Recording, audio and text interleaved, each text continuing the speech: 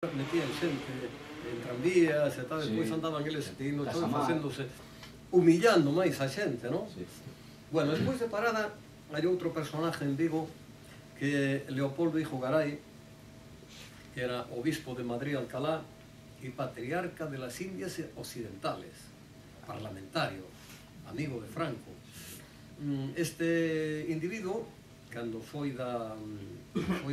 tiña aí no Castro, a iglesia do Castro, era fixo a él precisamente para él despois repousar aí despois de morto, non sei se estará. Este paisano, cando foi o levantamento, el fuxiu e viuse para aquí. E facilitaronlle a xente que estaban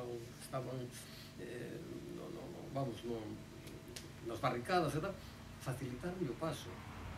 E despois, desde a casa aí, no Castro, este tío, como ben dicía Ferrín, nun artículo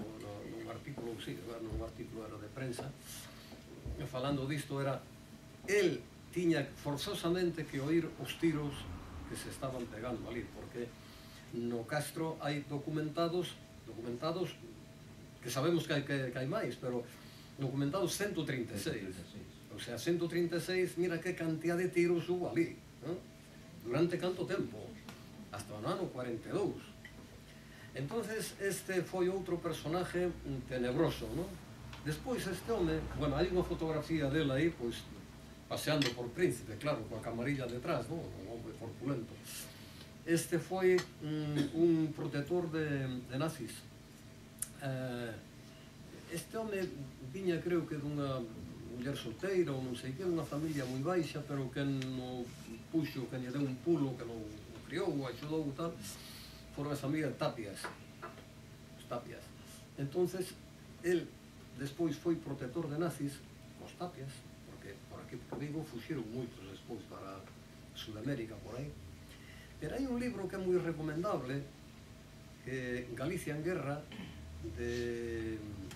trata de guerra mundial, non da guerra de aquí, de Eduardo Rollán, donde hai o caso de un alemán que botou aquí 2 anos, isto con un nombre falso, un nombre de un cura que morrera había 2 anos, e marchou de aquí no Monte Amboto.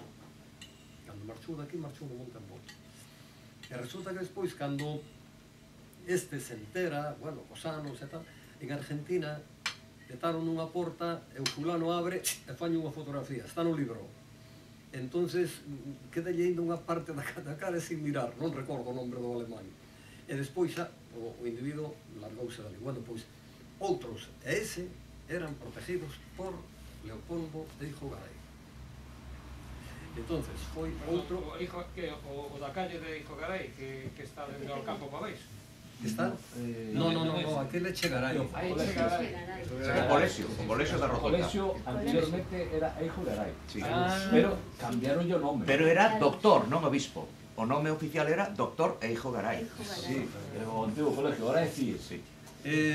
Este home vivía aquí no Castro, a iglesia esa da Soledad, creo que se chama, ese era del, era o chalé, el tiña e o chalé, fixo todo eso como seu mausoleo, non? Pois este foi outro tipo pernicioso na sociedade en general, non? Que máis nos queda por aí? Levas media hora. Levas media hora. Me dixeche que te avisara. Levo media hora. Perdona, Hijo Garay tiña un irmán que era anarquista. Que colleran preso, el fixo o posible para que non o levaran para San Simón e que non fusilaran.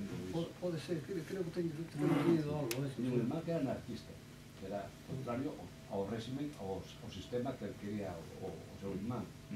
E Hijo Garay era íntimo amigo de Franco. Sí. Moi amigo de Franco. E Hijo Garay viña todos os anos a Vigo porque era devoto moito do Cristo da Victoria.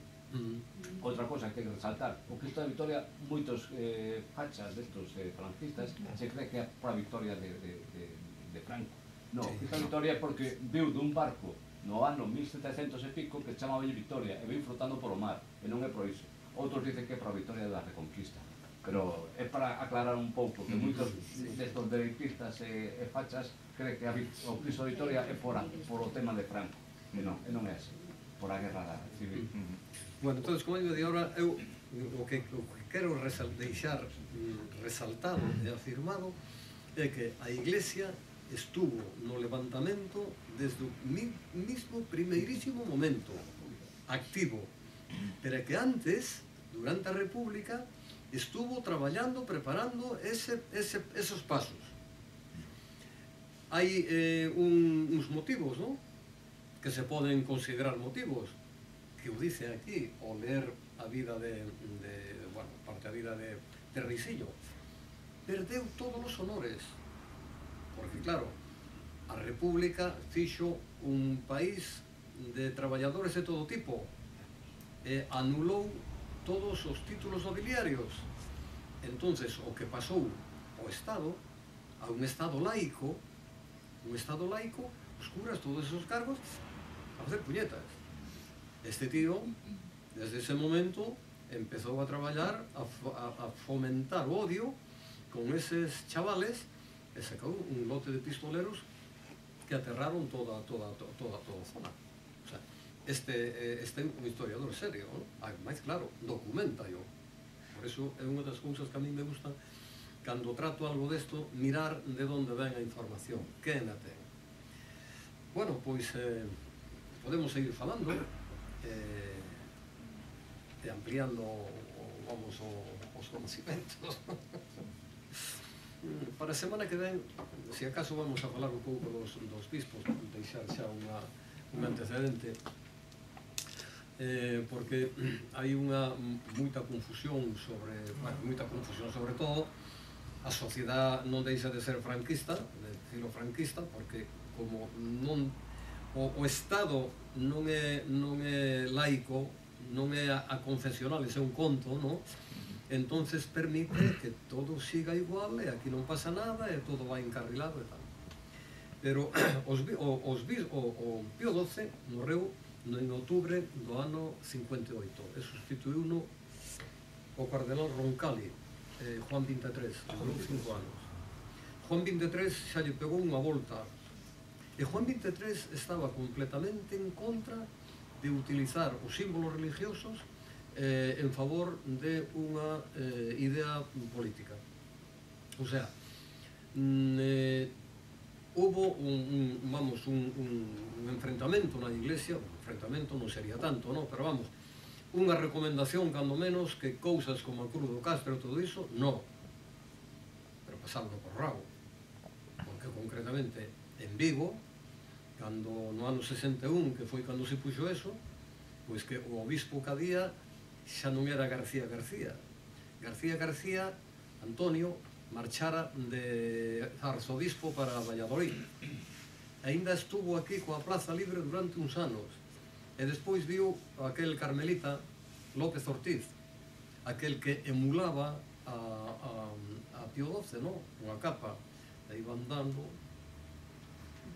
recordo moito aquel paisano, e tiña un coche daquela, un Mercedes azul celeste, non? Precioso. E tiña un chofer, un home xa maior era, pois vestido hasta aquí, non sei como lle chaman ese traxe, non? Con botóns isto de... Chamábanlle Pepito el Viajante. Con botóns claros, non? Con? Máis alto? Chamábanlle Pepito el Viajante. Pero falo polo bone suave. Entonces este tío foi o que truxo para Vigo a sede. E eu, como casei no ano 60 e fui a vivir para Teis, pois coincidíame ao ir a comer e tal, coincidía moitas veces mirar o obispo. Entón, claro, o obispo era como tremendo. Entón foi un dos inspiradores do Opus Dei. Por iso viña moito a Vigo aquel que fora escriba de Balaguer. Tiñan unha concomitancia. Entón, ese tío, despois, daqui, marchou de obispo castrense. Foi castigado como obispo castrense. Foi? Castigado. Ai, bueno, iso xa non o sei. Sí. Foi castigado por falar mal dun cura. Como? Perdón? Sí. Pepito el Viajante, que andaba en Mercedes. Acá, Telmo, para acá. Telmo. Ah, sí. Pepito el Viajante fai moito andar nun Mercedes. O Mercedes era importados de contrabando o padre Abade Samos.